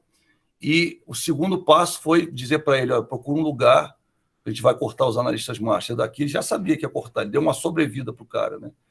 E a gente vai cortar os analistas master e para gerente de divisão aqui você não volta. Falou de literalmente assim. Como é que você sabe? Porque o cara era meu amigo. Ele era meu chefe, meu amigo. Ele me contou. E quando ele tomou a decisão errada, eu virei para ele e falei assim, olha, você não fez, não cumpriu os procedimentos do processo decisório. Pô, tu dá aula disso. Falei para ele, e você não cumpriu o processo. Ele falou, mas a ideia era muito boa. Eu falei, realmente a ideia era muito boa. O problema é que você não analisou, né? Não fez o diagnóstico. Então, tem uma parte que você não percebeu, que é o quê? Envolver a pessoa que ia ser avaliada com isso, né? Aí, quando não envolveu, o pessoal se juntou e foi contra ele, e aí o diretor foi pela maioria e detonou o cara, né? Detonou o cara perante o outro diretor. Uma decisão. O cara tinha 10 anos como gerente de divisão, excelente, nunca tinha errado, nunca tinha feito nada errado. O único erro dele foi esse, para você ter uma ideia. E era numa empresa que não tem o hábito de cortar as pessoas, né? A empresa que tem, vamos dizer assim, tem quase o procedimento, apesar de ser elitista, tem quase o procedimento de uma empresa pública, tá? Onde você tem que analisar muito para você tirar. Só que o que aconteceu? Foi um erro muito fundamental em relação à administração, você tomar uma decisão sem analisar. Por isso que eu falo, isso que eu estou falando para você, pessoal, não é para você guardar, botar debaixo do braço, imprimir os slides, jogar numa gaveta e esquecer. Isso é para você usar no teu dia a dia. Isso pode salvar a tua carreira, tá? Como salvou a minha, pode salvar a sua carreira, tá? Eu nunca tive o problema que ele teve. Por quê? Porque toda vez que vi uma decisão não programada, eu usava esse modelo, tá? Professor, às vezes leva tempo, dá trabalho, dá. Eu parava tudo que eu tinha que fazer para usar um processo desse para decidir, dependendo do tempo que eu tinha, claro. Por quê? Porque se eu não usasse, eu ia ter que tomar uma decisão de orelha. A decisão eu tinha que tomar de qualquer maneira, tá? Só que se eu tomasse a decisão de orelha, ou seja, eu acho que eu vou para tal lugar e desse rolo, por que você tomou essa decisão? Eu achei melhor. Pois é, eu acho melhor trocar você. Era mais ou menos assim. Então, para evitar problema, viu, pessoal? Então, é algo muito sério. Você está fazendo administração, você quer ser gestor. Como é que você vai ser gestor direito? Usando um modelozinho, um framework. Com o tempo, você pega a prática, você faz isso com o pé nas costas. Eu já fiz diagrama de Pareto em meia hora. Já fiz diagrama de Chikawa, né, em 40 minutos, com um grupo, na sala, não sei o que lá. Então, quer dizer, o negócio é não parar. Então tá, pessoal, então vamos lá. Não, vamos almoçar, depois a gente volta e faz o Pareto. Então, o que acontecia? E tem que tocar, né? Tem que tocar. Então, às vezes, 1 dia, 2 dias, eu fazia todo o processo decisório e chegava à conclusão. E, às vezes, eu tinha mais de 2 dias para decidir. Às vezes, eu tinha 1 dia para decidir. Aí, o que eu fazia? Eu resumia, fazia uma matriz Guth, né? Em vez de fazer o Pareto, eu fazia uma matriz Guth. Em vez de usar árvore de decisão, usar o branch write, que demora, né, para caramba. Você sabe como é que é o branch write, né? Você escreve um papelzinho, um lê do outro, né? Depois você cola, separa por grupo, depois você faz o filtro, né? Primeiro você deixa tudo aberto, faz o filtro, aí chega à conclusão, chega algumas alternativas, algumas alternativas, depois você vai e joga para o grupo. Quer dizer, bacana, mas às vezes você não tem tempo. Aí o que eu fazia? O brainstorming, que era mais rápido, um brainstorming muito mais rápido, tá? Ou então, o paradigma de Rubinstein, você vai ver também que é super simples, não tem mistério nenhum, mas era raro usar. Normalmente eu usava, se eu tinha tempo, branchwriting, que eu gostava mais. Se eu não tinha tempo, brainstorming, tá? E a árvore de decisão sempre usava porque tinha essa questão de poder ser usada nas duas fases. Pessoal, isso aí foi baseado em estudos de mais de 30 anos, que eu estou mostrando para você. Você vai achar em 2, 3 livros diferentes, tá, para você conseguir montar isso. Isso aí, vamos dizer, o framework que as consultorias usam para estabelecer processo decisório em empresa. E está indo de mão beijada para você. Só para você ter uma ideia. Como, às vezes o aluno não valoriza. Fala assim, eu vou pegar o livro e vou achar. Você não vai achar isso em livro inteiro, você não vai achar. Você vai achar... Se você pegar o livro, por exemplo, do... Como é o nome daquele... Soares, você tem alguma coisa no Soares, você tem alguma coisa no... como é que é o nome? Tem até... Ele está... Deixa eu ver aqui o nome do autor. É um até que o pessoal lá da USP não gosta muito. Deixa eu ver aqui. Deixa eu ver quem é. Não gostava, agora já voltou às boas de novo. Deixa eu ver aqui. É o famoso, todo mundo conhece. Como é o nome dele, cara? Poxa. Vou ter que ir lá no coisa. Chiavenato, tá? O Chiavenato, tem o Soares, tem o Chiavenato, tem tem vários, ou seja, você pega os três autores, junta, dá um framework parecido com esse, tá? Não chega a ser igual. E as ferramentas são indicadas pelos próprios autores, e quer dizer, e umas há algum tempo já, né? Então, ou seja, isso aí, se você usar a ferramenta errada, você não vai chegar na mesma solução que essas ferramentas permitem que você chegue. É como se eu estivesse dando para você 30 anos de estudo de mão beijada, vamos dizer assim, tá? E detalhe, pessoal, isso aí, vamos dizer assim, complementa a ementa. E vai dentro da ementa e vai além, né? Então, aquela história, você não vai ficar só na ementa, você vai além, né? A gente já deu cenário, já deu processo decisório. Isso aí é algo prático para você usar na tua vida, né? Então, a gente vai de uma forma assim, passa pela ementa, abrange toda a ementa e vai um pouquinho além, tá? Para quê? Para você poder usar na tua vida algo prático, algo útil para você, tá?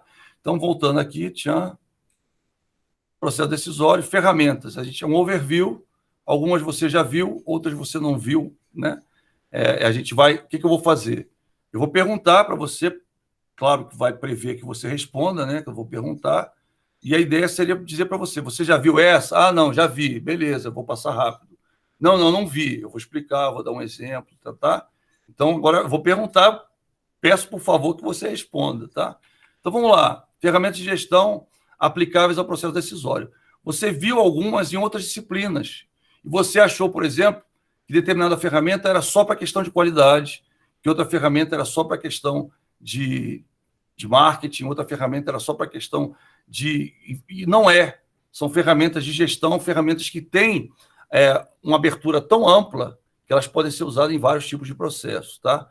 Por isso que são ferramentas simples de usar, não são ferramentas complicadas, tá? A mais complicada delas é o Delphi, porém é que dá o resultado melhor, na minha opinião, tá? Porque dá uma precisão muito grande o resultado. Então, quer dizer, fica a dica, tá? Amanhã você vai ser gestor, se é que você já não é, tem uns que já são. E a questão é, como é que você quer decidir? Você quer decidir igual o Capitão Kirk dos anos 60, que falava assim, vamos para lá, né? E pronto?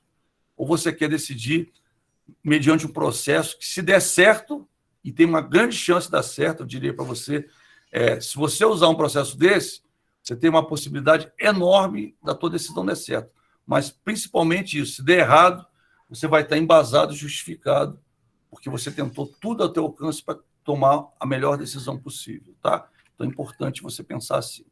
Então, por exemplo, ferramentas que servem, tá, para diagnóstico e análise. Apareceu o problema, eu vou diagnosticar. Então, a serem identificados os fatores que originam a decisão, ameaça, problema ou oportunidade, podem ser utilizadas ferramentas que podem oferecer ao gestor a realização de um diagnóstico e análise inicial. Quais são? Diagrama de Pareto, matriz Guth, diagrama de Chicago, também conhecido como diagrama de causa e efeito, e também conhecido no meio aí administrativo como o diagrama da espinha do peixe, o diagrama espinha de peixe, porque ele parece muito com a espinha de um peixe. Eu, tipo assim, particularmente, eu não acho tanto, não, mas o pessoal diz que parece, tudo bem, por quê? E que a espinha de peixe é só, né, só tem a espinha, e esse tem uma ramificação, né, tem ramificações da espinha, o que normalmente não acontece, mas tudo bem, né? E eu tenho análise do campo de força, como eu falei, que a gente vai falar sobre isso. Volto a dizer, aqui eu acho que vocês já viram, eu vou passar mais rápido, mas nada impede, professor, eu não entendo, nunca usei essa daí, eu não entendo como é que usa, eu participei de uma disciplina assim, mas eu lembro disso, mas eu não sei usar, você me para que eu te explico, tá? Mesma coisa, você vai ter já todas as ferramentas para você estudar.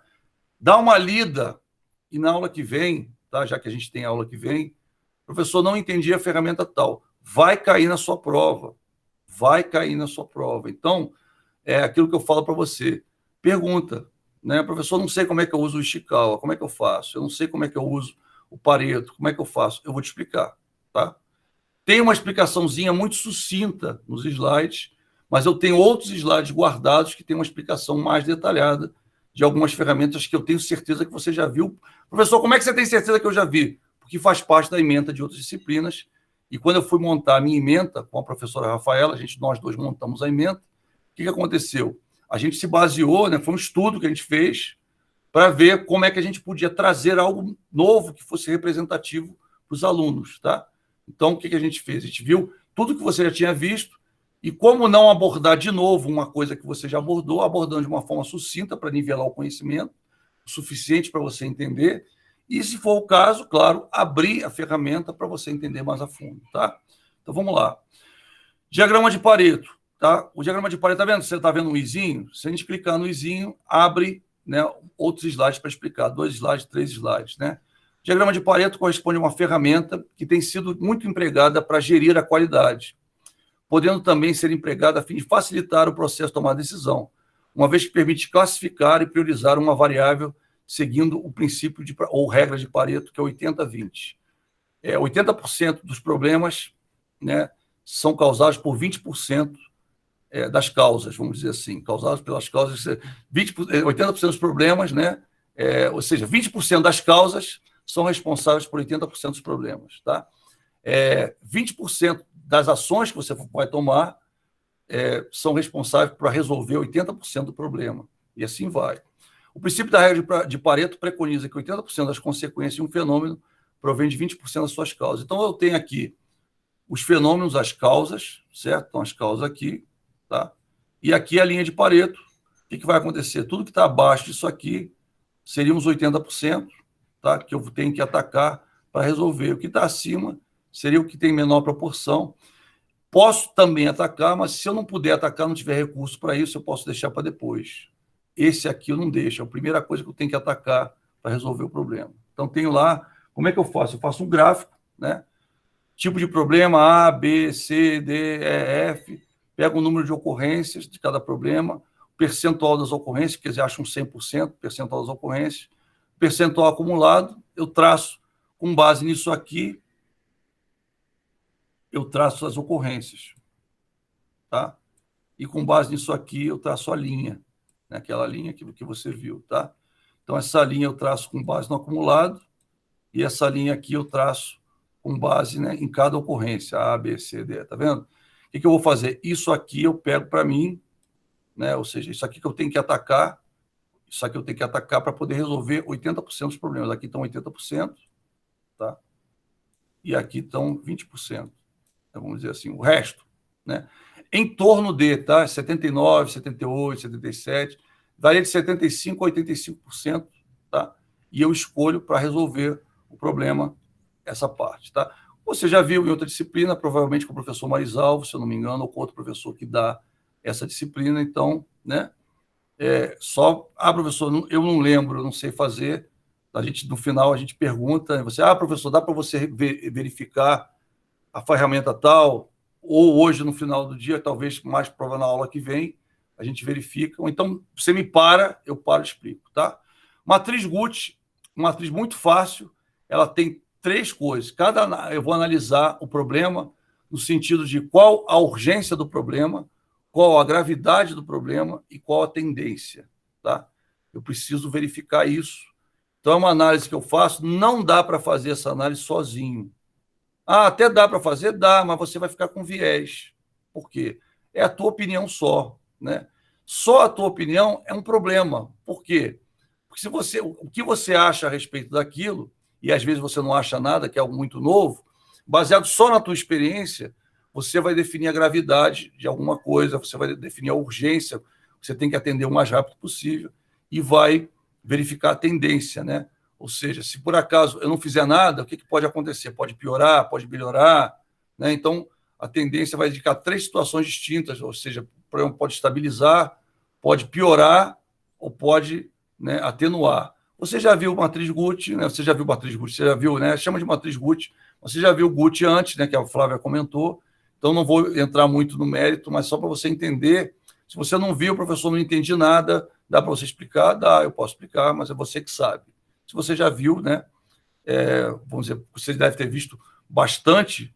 A ideia aqui é te dar suficiente informação para você utilizar, né? Se você... eu queria me aprofundar mais na ferramenta tal, com certeza a gente se aprofunda se você quiser precisar, tá bom? a questão como é que eu faço a matriz Guth, né? Eu vou elencar cada tipo de problema ou de alternativa, no caso a gente está falando do problema ou de cada aspecto, né? Eu estou elencando a gravidade, né? A urgência e a tendência e estou multiplicando. No final, o número maior, né? Seriam as que eu teria que atacar mais imediatamente, o que teria que resolver mais imediatamente, é o principal, né? Quando eu tenho, às vezes, um problema, uma oportunidade, né, que eu teria que... O que seria mais importante para mim, o que daria um resultado melhor para mim, eu posso usar. Se eu tiver uma ameaça, o que seria mais prejudicial para mim daquela ameaça, eu vou analisar. Se tiver um problema da minha empresa, o que seria... Qual o aspecto do problema principal, como é que eu vou analisar? Quer dizer, ele vai fazer muito, às vezes, do Pareto, vamos dizer assim. Por isso, se eu não tiver tempo para aplicar o Pareto, eu uso ele. É bem mais simples, mas o detalhe dele é que não dá para fazer sozinho, senão ele fica com viés, tá? Chama a equipe e, preferencialmente, as pessoas que vão te ajudar a resolver o problema, a se proteger da ameaça ou aproveitar a oportunidade. Por quê? Porque você já está envolvendo elas desde o início. Então, vai ser muito mais fácil elas te ajudarem, né, a tomar a decisão, a execução. Se você não chama, as pessoas falam, essa ideia foi de jirico, não gostei, não quero fazer, bababá, assim, entendeu? O cara até não fala, né? Porque nobre é aquele que pensa uma coisa e diz outra. Já dizia Alexandre Dumas, né, nos Três Mosqueteiros, né? Ele falou, nobre é aquele que pensa uma coisa e diz outra. Fantástico isso, né? É verdade, ao longo da tua vida, principalmente em Brasília, você vê muita gente nobre nesse sentido, né? O cara pensa uma coisa, mas tipo assim, você fala um negócio pro cara, o cara não vai fazer, ele sabe que não vai fazer, mas ele diz para você assim, não, vamos ver. E você fica naquela, e vai fazer ou não? Você não sabe, né? Aqui em Brasília não tem não, né? Tem vamos ver, é um não, né? O Ishikawa, que você já conhece, né? Tá vendo? Não parece bem uma espinha de peixe, né? Então, aqui o resultado pode ser um problema, o resultado, opa, tem um negócio aqui, eu vou tirar esse negócio daqui por causa do negocinho, ficou, tem um branquinho aqui. Esses branquinhos, cadê o branquinho? Cadê o Ishikawa? Onde está tu? Ó, Ishikawa, tá aqui, pronto. Então, branquinho.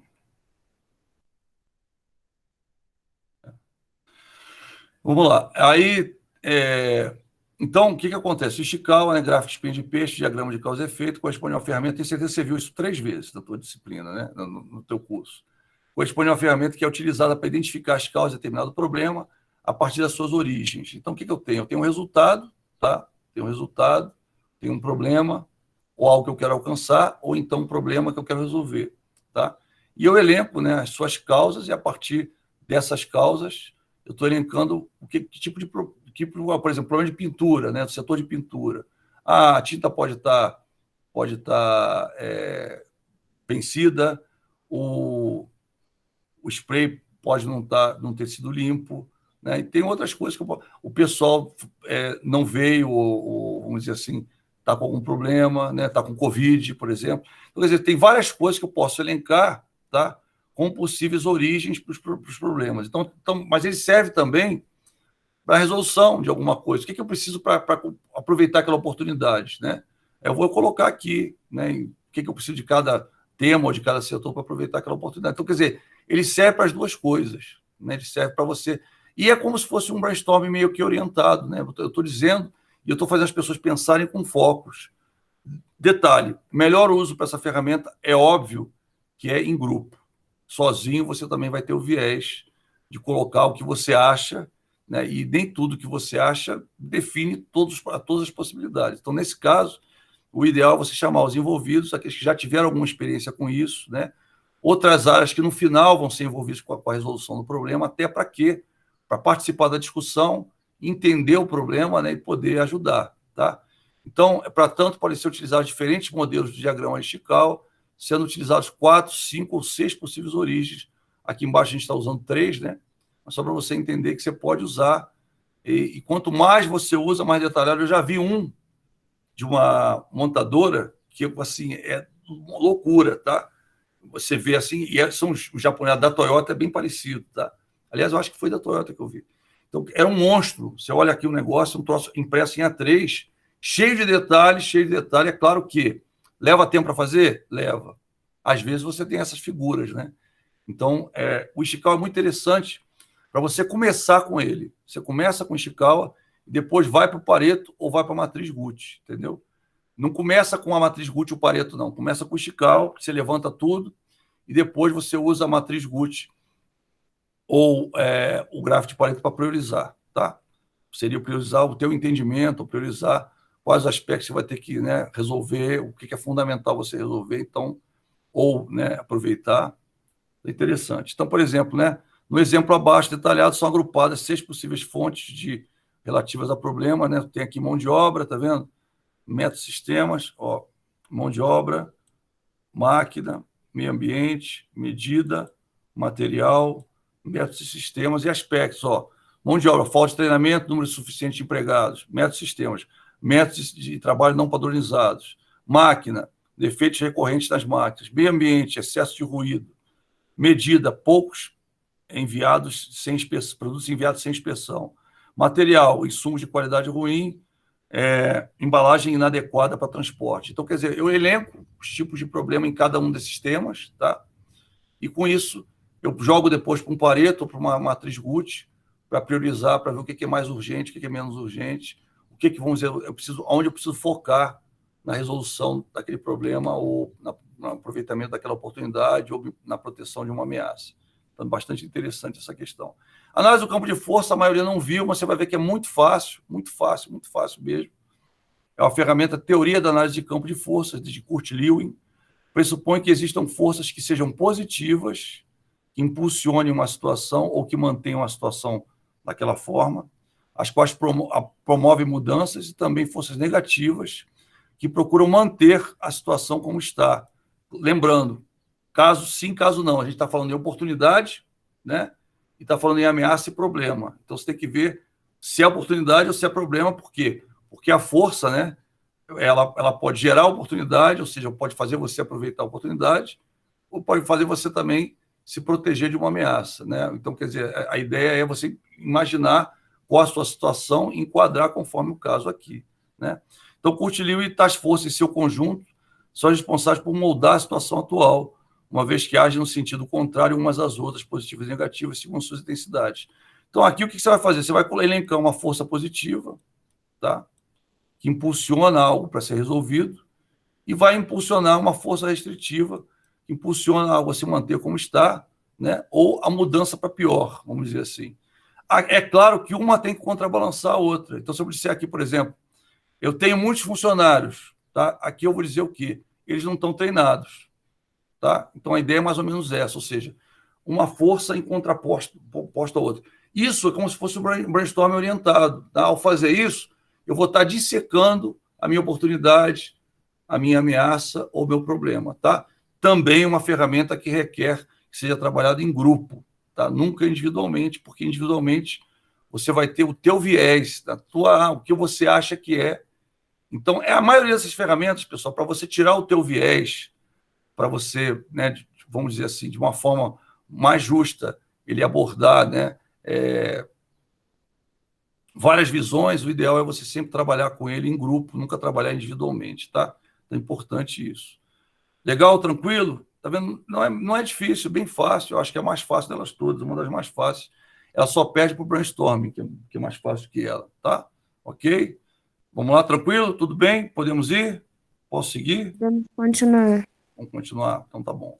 Bem fácilzinho. Com base na teoria de campo de força, podem ser classificados fatores que favorecem a mudança, são auxílios, e outros que podem dificultar a mudança, sendo barreiras a essa. Para ser utilizado, deve-se atribuir uma nota de 1 a 5 para cada um desses fatores, observando a premissa que as forças impulsionadoras da mudança em conjunto possuem o mesmo valor que as forças restritivas. Então, no final, por exemplo, se você elencar valores, aqui vão ser, por exemplo, 10, valor final, e aqui tem que ser 10 também, tá? Isso te obriga a pensar coisas importantes a respeito da situação problema, da situação atual, tá? Então, essa é o uso da ferramenta propriamente dita, tá? Ferramenta para gerar alternativa, né? Então, voltando aqui, a gente já matou diagrama de Pareto, já matou matriz Gucci, diagrama de Ishikawa, campo de força. Lembrando, pessoal, estude em casa, dá uma lida, já está o material, já está disponibilizado, todos os slides já estão lá para você olhar, tá? Então, Professor, não entendi como é que eu uso tal ferramenta. Aula que vem você me pergunta, tá? Não esqueça de perguntar. Ou então pode mandar um WhatsApp para mim, pode ligar à tarde, tá? Que eu tiro a sua dúvida, se for o caso, tranquilo, sem problema nenhum, tá? Por quê? Pode e vai cair na prova. Então, pode ser que tenha um processo, se tem um exercício, claro que deve ser discursivo, tá? Onde se tenha lá uma situação, problema ou uma oportunidade, tá? E aí você vai ter que ver como é que você vai decidir, como é que você decidiria, o que você usaria. E aí, claro, não basta só citar a ferramenta, vai ter que usar a ferramenta também, chegar na conclusão, tá? Então, você vai dizer, professor, demora, mas a gente vai botar uma situação bem simples, né? E de uma forma mais simples para você colocar. Pode ser que tenha uma questão assim. Por que pode ser? Eu tenho 3 modelos de prova, tá? Só para você entender. E depende até onde a gente vai. Eu sempre brinco. Eu, particularmente, pessoal, não gosto de dar, considerar a matéria dada e pronto, né? Então, minha visão, o que eu faço? A matéria que eu vi com você, cai. A matéria que eu não vi com você, se for só algo, né, que é mais simples, né, eu não costumo colocar, tá? Não costumo colocar. Então, quer dizer, o que a gente não viu a fundo, né? A não ser que eu fale para você, não, isso vai cair, a gente não viu, mas isso vai cair, que aí eu vou te pedir para estudar. Mas eu não costumo fazer isso, eu costumo falar assim, não, vai cair o que você viu comigo, o que você não viu comigo, né? Cai menos, ou então só cai uma pergunta assim, simples, só para você, se você tiver lido o slide, você já entende como o slide está disponível, então, né, não tem problema, tá? Então, volto a dizer, em relação a isso, fica tranquilo. Matéria da prova é toda, porque tem muito conceito no início que a gente viu, e tem muita interveniência da comunicação com a negociação e também com o processo de tomar decisão, tá? Provavelmente vai ter um exercício, tá? Discursivo ou não, que vai envolver os 3, vai envolver a comunicação, vai envolver a negociação e vai envolver o processo decisório, tá? Então, não é porque você viu a comunicação, não vou ver mais, vai. Porque a parte que tem a ver com o processo decisório e que tem a ver com a negociação, tá bom? Então, só para, né, quis falar antes, porque no final fica todo mundo desesperado, né? Calma, vamos chegar lá. Então, pessoal, brainstorming, brainstorming, né? Brainstorming árvore de decisão, paradigma de Rubinstein, que é o chamado de método de delineamento de problemas organizacionais, ou MDPO. Tem gente que conhece só como MDPO. Alguém viu o MDPO? Você viu? Alguém viu, Flávia? Você viu? O pessoal viu? Eu acho que não. Não, né? Então tá. É o paradigma de Rubinstein, então. Ele é um pouquinho mais complexo, a gente vai falar dele, mas não é difícil, não. Todos eles são ferramentas simples, tá? Que dá para você usar rápido no teu dia a dia. Né? Nenhuma delas é muito complicado. Por quê? Se você botar uma ferramenta complicada, você não vai usar. Tem que ser algo simples, prático, que dê para usar no dia a dia. Por que eu posso falar isso de cadeira? Porque eu uso. Eu usei e eu uso. Então, não dá para dizer para você, estou te explicando algo que está no livro tal, ou está no artigo tal, que eu não faço. Faço o que eu digo, não faço o que eu faço. Não. Estou dizendo para você o que eu faço, o que eu uso, para ajudar você, como me ajudou na minha carreira, ajudar na sua carreira também, tá? Para você não ficar só, pô, professor, tem que passar a sua matéria, ok, mas a minha matéria vai valer para você na tua carreira, na tua vida, uma série de coisas, tá? Então, brainstorming, brainwriting, tá? Brainstorming, tempestade de ideia, corresponde a uma técnica bastante utilizada, a fim de estimular, pode dar presente, obrigado, Natália, por ter lembrado, a fim de estimular elementos de um grupo para sugerir ideias, as quais, pelo menos, só pode dar presente aí, viu? Pode dar presente. Só a Natália que lembrou. A fim de estimular elementos de um grupo para sugerir ideias, as quais, pelo menos inicialmente, não são criticadas. Então, a ideia é o seguinte: o brainstorming nunca pode esquecer disso. Se o cara falar assim, eu vou chamar um ET para resolver o problema, deixa o cara falar. Deixa ele falar. Tá? Não, você pode até rir, assim, né, escondido, deixa o cara falar, mas não pole, não corrige. Deixa o cara. Pessoal, acho que a gente podia fazer isso. Você anota. Valoriza a ideia do cara, entendeu? Absurdo que ele fala, mas você anota. Por quê? Porque da ideia dele podem surgir outras. Nunca menospreze uma ideia, tá? Eu diria que a dica principal do brainstorm é essa. Às vezes a pessoa dá uma ideia ridícula, coisa assim, sabe? Mas aquilo vai ocasionar uma outra ideia. Alguém vai ler aquilo, ou vai ouvir aquilo e vai falar, puxa, aquilo não dá para a gente fazer, mas dá para a gente fazer assim, tá? Já aconteceu muito em reunião comigo, tá? Estou na reunião, a pessoa dá uma ideia ridícula, assim. Teve gente que até que do grupo riu, eu não costumo rir, fico sério, né? Na hora, sério, assim, ou então fico rindo o tempo todo, um dos dois, né? Depende da gravidade do problema. E aí o que acontece? A pessoa deu a sugestão, falou um negócio lá ridículo, eu fiquei quieto, daqui a pouco alguém fala, poxa, isso aí eu acho que não dá para fazer, mas dá para fazer isso, e a ideia do cara é brilhante, tá? Então isso tem essa questão também. Às vezes dá um insight para uma outra ideia.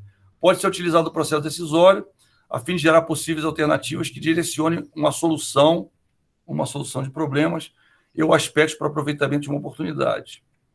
O brainstorming pode ser estruturado quando as pessoas sugerem ideias seguindo uma sequência, ou não estruturado quando as ideias são expostas à medida que surgem, sem obedecer uma ordem padronizada. Tá?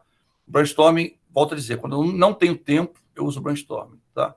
O brainwriting, quando eu tenho tempo, me amarro, é a melhor de todas, na minha opinião.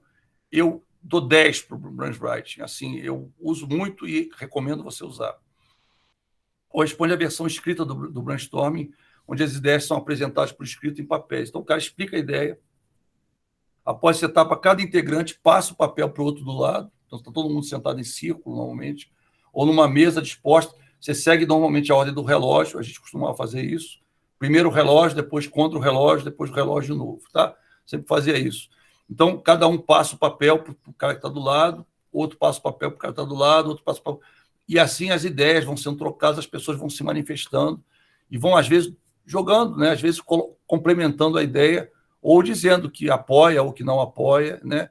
E a pessoa anota, no final você chega no brainwriting e você já tem uma posição e já sabe as melhores ideias. Então, cara, eu acho fantástico, acho assim, é o brainstorming que deu certo, eu sempre falo isso, né? O brainstorming é muito bom, mas o brainwriting é muito melhor. Você pensa assim, tá?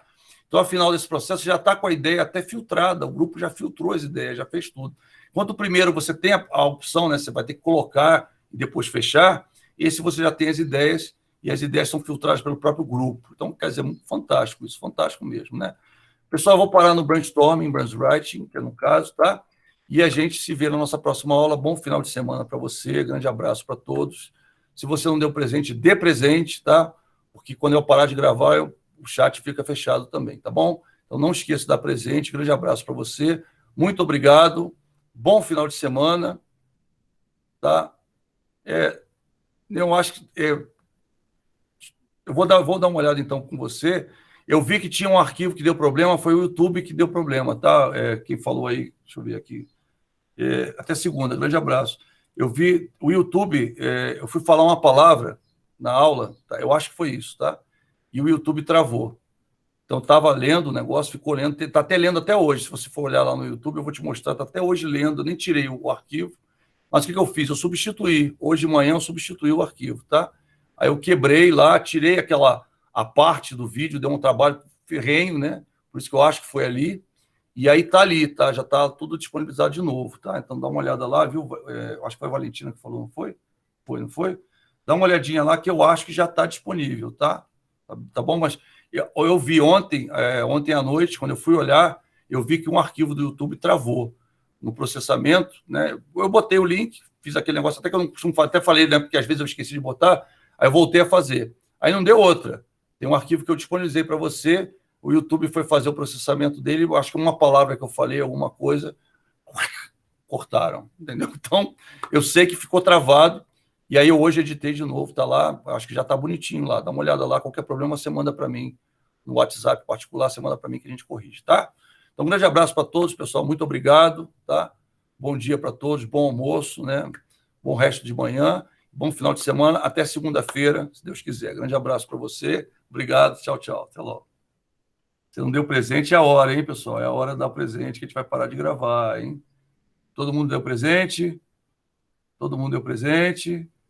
Então, vamos lá, dou-lhe uma, dou-lhe duas, dou-lhe três. Um abraço, obrigado, tchau, tchau, até logo.